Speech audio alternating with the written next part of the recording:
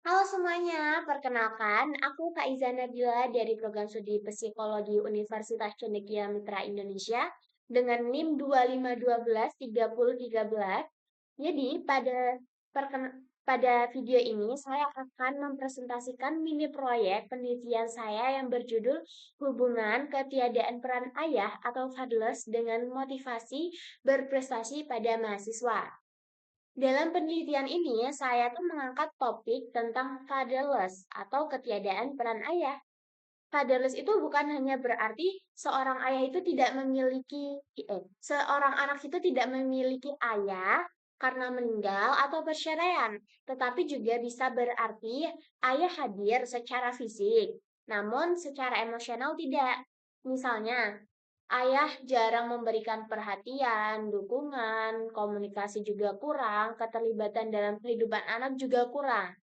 Nah, di sini saya menghubungkan fatherless ini dengan motivasi berprestasi mahasiswa. Nah, motivasi berprestasi mahasiswa itu apa?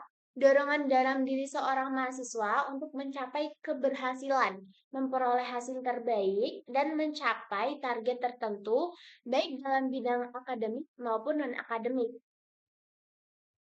Terus alasanku mengambil topik seperti ini atau mengangkat fenomena seperti ini karena fenomena fadel sendiri itu ini tuh cukup banyak ditemukan di lingkungan sekitar saya, termasuk pada kalangan mahasiswa. Mahasiswa berada pada fase transisi menuju dewasa awal. Maksudnya transisi pada dewasa awal itu apa sih? Maksudnya itu masa peralihan dari remaja menuju dewasa. Sehingga mahasiswa ini mulai menghadapi banyak banget tuntutan dan tanggung jawab baru. Seperti contohnya, tuntutan akademik, tugas kuliah, tekanan sosial, tanggung jawab ekonomi, bahkan mulai memikirkan masa depannya bagaimana untuk kedepannya. Nah, pada kondisi ini, mahasiswa membutuhkan dukungan keluarga, terutama dari orang tua. Namun, pada kenyataannya, tidak semua mahasiswa itu memiliki dukungan yang cukup, apalagi dari seorang ayah. Ada mahasiswa yang menghadapi masalahnya itu secara mandiri, bahkan ada juga yang harus bekerja sambil kuliah untuk memenuhi kebutuhan hidup dan menunjang biaya pendidikannya. Nah, kondisi fatherless ini bisa mempengaruhi juga pada psikologi seseorang anak. Misalnya, karena dia kehilangan peran ayah itu, dia mempunyai rasa kurang percaya diri atau perasaan kesepian, merasa kurang mendapat dukungan, terus dan merasa menghadapi semuanya tuh kayak sendiri.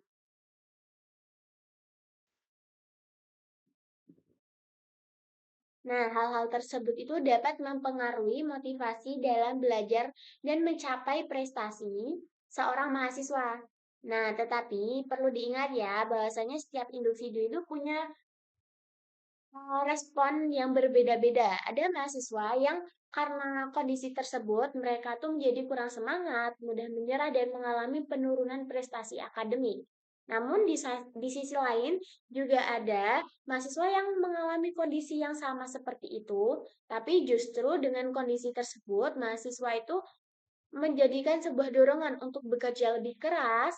Mereka ingin membuktikan bahwa meskipun tidak mendapatkan peran ayah yang cukup, mereka tetap mampu berhasil. Nah, dalam penelitian kuantitatif ini terdapat variabel penelitiannya. Nah, variabel itu apa sih? Jadi variabel itu suatu yang diteliti dan diukur dalam penelitian. Dalam penelitian ini terdapat dua variabel, yaitu variabel bebas dan variabel terikat. Nah, yang pertama aku mau jelasin variabel X atau variabel bebas. Nah, variabel X di sini tuh siapa? Yaitu fatherless. Kenapa fatherless menjadi variabel bebas? Karena variabel ini diduga mempengaruhi variabel lainnya. Variabel fatherless dalam penelitian ini tuh menggunakan teori Lamb yang menjelaskan bahwa keterlibatan ayah memiliki beberapa aspek. Nah, Aspek-aspeknya aku mau jelasin secara singkat. Yang pertama tuh engagement, itu berarti keterlibatan langsung ayah dalam kehidupan anak. Contohnya, ketika seorang ayah itu mampu menemani belajar, berdiskusi, memberikan perhatian, atau ikut terlibat dalam aktivitas anak. Lalu yang kedua itu accessibility, berarti kehadiran ayah itu ketika dibutuhkan. Jadi bukan hanya hadir di rumah, ayah secara fisik ada, tapi juga hadir ketika seorang anak itu merasa perlu ayahnya secara emosional atau ketika seorang anak memiliki masalahnya sendiri. Terus yang ketiga itu responsibility. Responsibility itu berarti tanggung jawab ayah itu terhadap kebutuhan dan perkembangan anak, baik itu fisik, emosional, maupun pendidikan. Oke, kita lanjut variabel yang kedua, yaitu variabel Y atau variabel terikat. Nah, variabel Y di sini itu motivasi berprestasi mahasiswa. Disebut dengan variabel terikat itu karena variabel ini tuh dipengaruhi oleh variabel bebas. Kan seorang motivasi berprestasi mahasiswa itu kan dipengaruhi dari adanya sosok ayah itu yang bagaimana sih gitu kan. Nah, di sini tuh juga apa namanya? Ada beberapa aspek tentang ini berprestasi mahasiswa itu ada banyak. Mungkin aku bisa nyebutin sebagian aja ya, karena waktunya juga kurang kurang.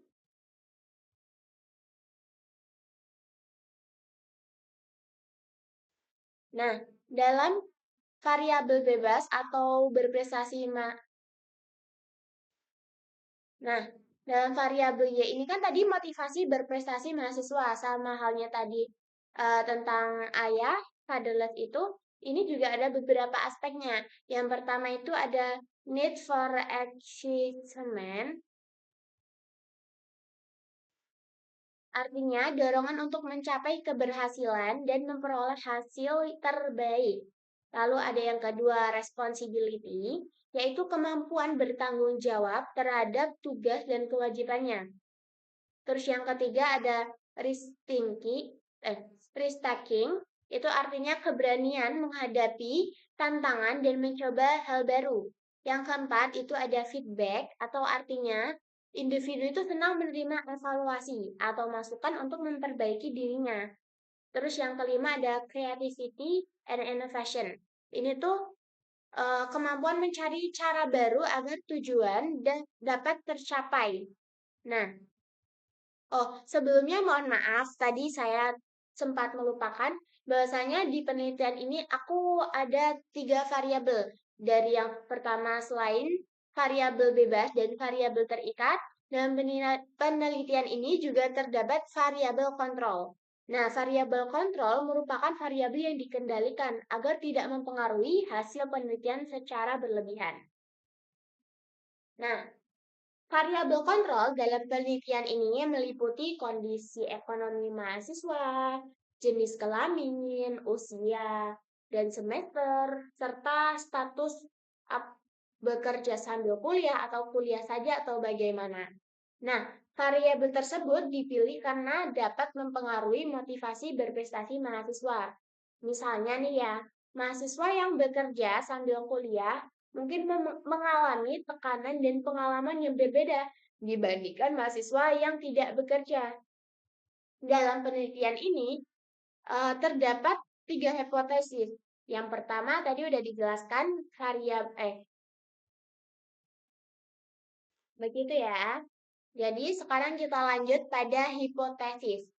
Dalam penelitian ini, hipotesis itu terdapat 3 hipotesis. Yang pertama, hipotesis nol yang menyatakan bahwasanya tidak terdapat hubungan antara fatherless dengan motivasi berprestasi pada mahasiswa. Lalu yang kedua itu hipotesis alternatif itu menyatakan bahwasanya terdapat hubungan antara fatherless dengan motivasi berprestasi pada mahasiswa. Kemudian, penelitian ini juga menggunakan hipotesis 2 arah.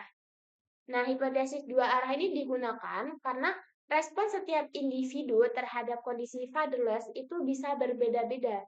Ada mahasiswa yang mengalami penurunan motivasi, tetapi ada juga mahasiswa yang justru menjadi lebih semangat, menjadikan kondisi tersebut sebagai dorongan untuk membuktikan bahwasanya dirinya bisa.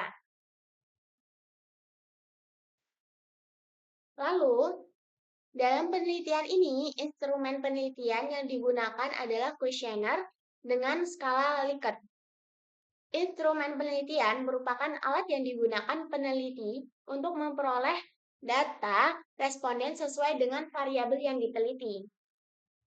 Nah, penelitian ini tuh menggunakan dua variabel ya, dua instrumen, yaitu instrumen Fabulous dan instrumen motivasi berprestasi. Nah, untuk skala yang digunakan kan adalah skala Likert dengan 5 pilihan jawaban, yaitu yang pertama sangat tidak sesuai, netral, sesuai, dan sangat sesuai. Nah, masing-masing jawaban ini tuh memiliki skor dari 1 sampai 5. Dalam penelitian ini juga terdapat item favorable sama unfavorable. Maksudnya favorable sama unfavorable itu kalau favorable merupakan pernyataan yang mendukung variabel. Jadi penelitian. Sedangkan item unfavorable itu merupakan pernyataan yang negatif sehingga pemberian skornya itu harus dibalik. Pada variabel fatherless itu instrumennya itu disusun berdasarkan teori Lem yang tadi saya jelaskan, yang terdiri dari 3 aspek tadi, engagement, accessibility, dan responsibility. Terus, nah, untuk contoh item pada variabel fatherless ini seperti kalimat ayah jarang terlibat dalam kehidupan akademik saya. Nanti kita bisa mencentang apakah ini menurut kita sangat setuju atau tidak sesuai gitu. Terus seperti lain jarang hadir ketika saya membutuhkan dukungan. Itu nanti juga memilih. Sedangkan pada variabel motivasi berprestasi itu kita pakai teori yang tadi dijelaskan oleh aku. eh, yang ada berapa aspek? Ada 6, bukan 7, mohon maaf. Ada 5 aspek. Nah, contohnya itu, itemnya yaitu saya berusaha memperoleh hasil akademik yang baik. Terus, saya tetap menyelesaikan tugas meskipun sulit. Ini contohnya ya, Beb. Nah, setelah data terkumpul, data yang dianalisis menggunakan statistik deskripsi dan inferensial. Jadi setelah datanya terkumpul dari kuesioner itu nanti dilanjutkan dianalisis, terus datanya itu diuji lah. Setelah kita mendapatkan responden atau kuesionernya udah terpenuhi, terus habis itu dianalisis dan akan menjadikan gambaran umum pada penelitian tersebut. Begitu. Sekian dari saya. Mohon maaf apabila ada salah kata atau salah ucap karena saya adalah manusia biasa. Jadi kurang lebihnya mohon dimaafkan. Sekian, terima kasih. Wassalamualaikum warahmatullahi wabarakatuh.